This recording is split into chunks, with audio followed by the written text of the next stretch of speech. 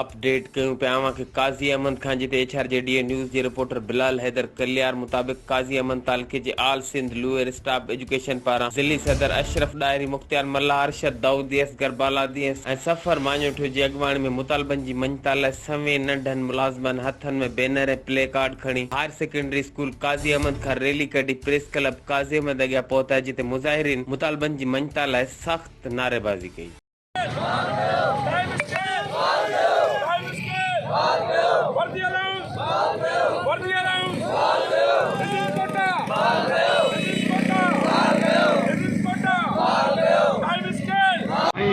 तमाम साहब बिरादरी जा थोराई था जिन असांखे कवरेज ॾिनी साईं असांजा जाइज़ हक़ आहिनि असांजा लोअर स्टाफ जे मुलाज़िमनि जा हक़ आहिनि टाइम स्केल ऐं वर्दी अलाउंस ऐं साईं विजिट कोटा ऐं काफ़ी सारा असांजा मुलाज़िमनि जा हक़ जेके खायो पिया वञनि असां पाकिस्तान पीपुल्स पार्टी जा वर्कर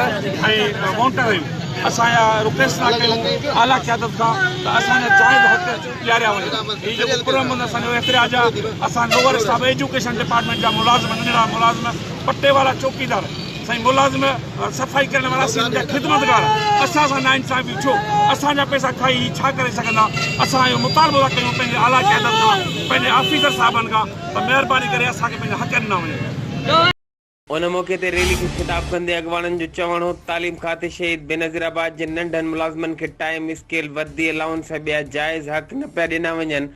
ज़िले शहीद बेनज़ीराबाद जे मुलाज़िमनि लाइ वर्दी अलाउंस लाइ 60 लाख रुपया आया पर मुलाज़िमनि खे न ॾिना विया। असां बेवस थी रोडनि ते निकिता आहियूं त असांखे पंहिंजो जाइज़ हक़ ॾिना वञनि। असांजा जाइज़ मुतालबा जल्द मंज़ूर न कया विया त 8 फेबरवरी ते नवाबशाह में धरणो हयो वेंदो। HRJDA न्यूज़ ते इन वक़्त ताईं बस एतिरो ई। वधीक ख़बरनि ऐं अपडेट्स लाइ ॾिसंदा रहो HRJDA न्यूज़।